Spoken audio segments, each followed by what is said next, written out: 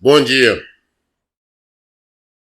Hebreus 6, a partir do versículo 16. Hebreus 6, versículo 16. Ora, os homens juram porque é maior que eles, e para eles o juramento confirma a palavra empenhada, pondo fim a toda discussão. Quando alguém faz um juramento, né? Primeiro, nós não temos, eu acho que o cristão não deve jurar por nada. A Bíblia mesmo fala que não podemos estar jurando, né? Mas quando você jura, você quer fazendo questão de confirmar a sua palavra, a palavra que você está empenhando ali. Ah, não, eu juro que amanhã eu vou fazer isto, ou eu vou deixar de fazer isto, ou eu vou nesse lugar. As pessoas juram muito, pelo menos no mundo católico, eles juram por Deus, jura pelos próprios pais, juro pela minha mãe, juro pelo meu pai, aquele tipo de coisa. E a maioria desses que fazem esse juramento, geralmente eles quebram o juramento deles, né? Mas juramento, geralmente, você faz por alguma coisa superior, né? De uma maneira que a função do juramento seria tornar ali a sua palavra uma promessa inquebrável, né?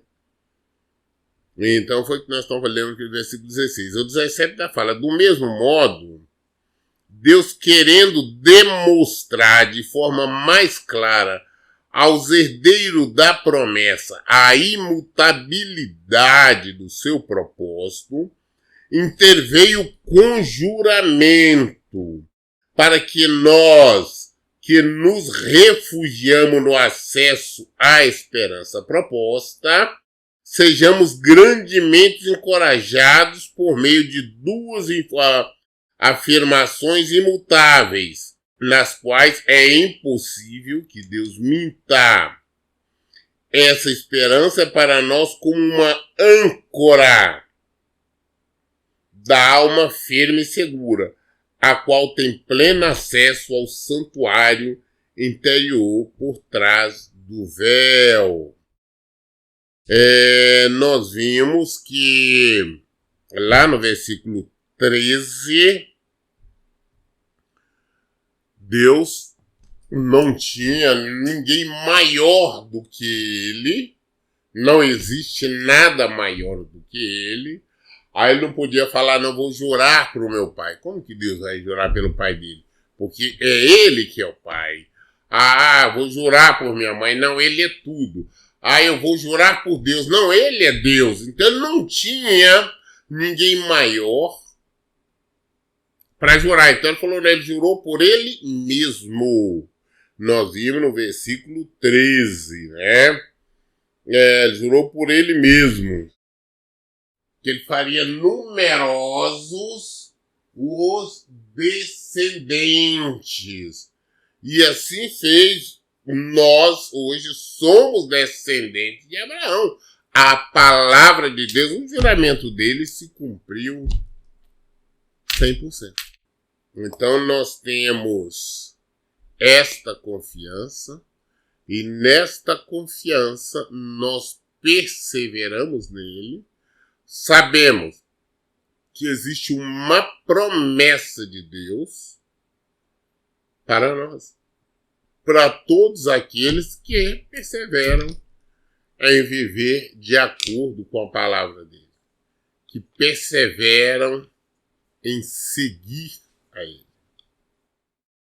Tá? Filho, segundo a qual tem pleno acesso ao santuário interior por trás do véu, onde Jesus adentrou por nós como precursor, tornando-se sumo sacerdote para sempre, segundo a ordem de Melquisedeque. Jesus adentrou, Jesus entrou no santo, desde a época lá do deserto, quando fizeram o tabernáculo, desde ali foi determinou que fizesse ali no tabernáculo, né? O lugar santo do santo, lugar santíssimo, onde ali ficava a arca, e ali só podia entrar o sacerdote assim mesmo uma vez ao ano. E se o sacerdote estivesse em pecado, ele morria lá dentro mesmo. Motivo pelo qual, quando o sacerdote adentrava, as roupas dele eram cheias de romãs de ouro, sinos de ouro, porque de acordo com que ele se movimentava, ia fazendo barulho o tempo todo. E ele era amarrado pela cintura e a ponta da corda do lado de fora. Enquanto ele estava no lugar santíssimo, lá dentro fazendo orações, intervenção, foi oferecendo sacrifício por ele mesmo e pelo povo, se ele estivesse em pecado, ele morria. Então o que acontece? Os sininhos paravam e as romãs paravam de fazer barulho. Então as pessoas por lá de fora percebiam que acabou, ele parou de fazer barulho. Então puxavam ele para fora, já cadáver, né? Puxava pela corda. Porque somente o sacerdote poderia entrar uma vez por ano. Se entrasse alguém mais, até para ir lá tirar o cadáver, morria. A palavra de Deus, nós temos que entender que ela é muito certa, ela é reta, ela não faz curva. Ah, não, mas Deus vai entender, vai compreender que entrar lá para socorrer um cadáver. Entrar você ia morrer também. Não podia. Então eles puxavam para fora pela corda. Da mesma forma, Deus determinou, quando ele mandou que fizesse ali a arca, né? Que ela mandou fazer os varões, que ela fosse carregada nos ombros. Aí quando eles entenderam, nós vimos isso depois que ela tinha sido tomada pelos filisteus, depois que devolveram, em um carro, colocaram um carro de boi, e ali o boi começou a balançar, ela começou a querer tomar, um colocou a mão nela ali e morreram. Aí o povo, não, mas por que Deus matou? Matou, porque a palavra do Senhor, ele disse que ninguém deveria olhar dentro da arca, que a arca deveria ser transportada no ombro, então assim tem que ser. Tinha que ser transportada somente por membros da tribo de Levi. E assim tinha que ser. Mas existe um caso aí que abre uma exceção? Não, Deus não abre exceção para ninguém. Nós temos um único sacerdote, o nosso sacerdote que adentrou em nosso lugar, hoje para interceder por nós, chama-se Jesus Cristo. Muito bem, Hebreus capítulo 7. Carta aos Hebreus capítulo 7. Porquanto esse Melquisedeque, rei de Salém, sacerdote do Deus Altíssimo, que saiu ao encontro de Abraão quando ele voltava depois de haver derrotado os reis e o abençoou, para o qual também Abraão entregou o dízimo de tudo, em primeiro lugar seu nome quer dizer Rei de Justiça, em segundo lugar Rei de Salém, que significa Rei de Paz. Sem pai, sem mãe, sem origem, nem passado, nem antepassado, sem princípio de dias, nem fim de vida. No entanto, por ser a semelhança do Filho de Deus, ele permanece sacerdote perpetuamente. Este sacerdote Melquisedeque, que veio ao encontro de Abraão para abençoar Abraão, para receber os dízimos de Abraão. O povo fala, não, o dízimo é coisa da lei. As pessoas falam muita bobagem sem ter conhecimento. O dízimo é muito anterior à lei. O primeiro dizimista foi Abraão. E para quem que ele dizimou? Para aquele que prefigurava a Cristo. Então, ordenança do Senhor. Então, muito bem.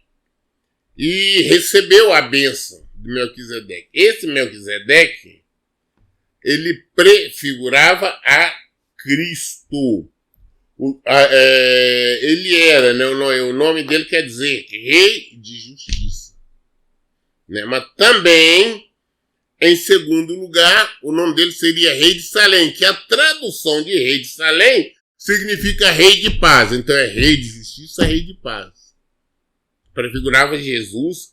Olha, ele não tem pai, ninguém sabe, ele não surgiu na Bíblia falando que era filho de fulano libertando, não, ninguém sabe quem é o pai, quem é mãe, quem é antepassado, qual família ou de onde ele surgiu, ou também saiba como ele morreu.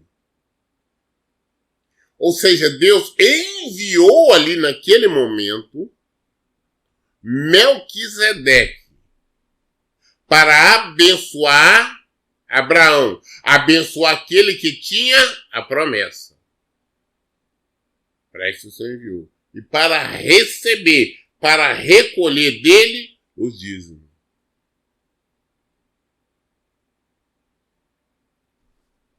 É da época dos levitas. Quem é levita? Levita quer dizer da tribo descendente de Levi. Quem é Levi? Levi era filho de Jacó. Quem é Jacó? Olha para você ver as gerações que tem antes de nós falarmos que dízimo é da lei. Que dízimo era para ser devolvido aos levitas. Quem era Jacó? Jacó era filho de Isaac. Isaac era filho de Abraão. Abraão, Isaac, Jacó, Levi. 4 gerações. 4 gerações atrás, antes de vir lei, antes de existir lei, porque não existia lei. A lei veio por Moisés.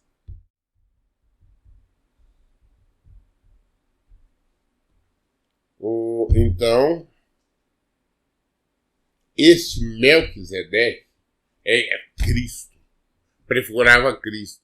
Assim como o povo estava no deserto, quando tinha a rocha ali que dava água, saía água para o povo beber, prefigurava Cristo. A rocha era Cristo. O tempo todo nós vemos Cristo. A Bíblia, desde o Antigo Testamento, está apontando para Cristo. Então, você vê, olha bem, ele não tinha pai, não tinha origem, nem passado, nem princípio de dia. Quantos dias ele tinha? Quantos dias ele viveu? Quantos dias ele vai viver? Ou de que ele nasceu? Ninguém sabe. Ele, Melquisedeque, só apareceu neste momento, nesta circunstância, e não mais, ninguém mais viu na Bíblia, a não ser agora no Novo Testamento, tá? Foi só ali que o Senhor mandou ele ao encontro de Abraão, só nesse dia. Então essa que é a questão, tá? Antes de nós pensarmos em qualquer coisa, vamos entender, vamos compreender a palavra de Deus. Melquisedeque prefigurava a Cristo, tá bom? Muito bem, nós lemos aqui, entramos em Hebreus 7, até o versículo 3. Querendo Deus, nós daremos continuidade amanhã a partir do versículo 4. Todas as dúvidas nós esclarecemos na Bíblia. Por isso, em todo tempo eu digo, leiam e pratiquem a Bíblia. Deus abençoe. Tenha bom dia.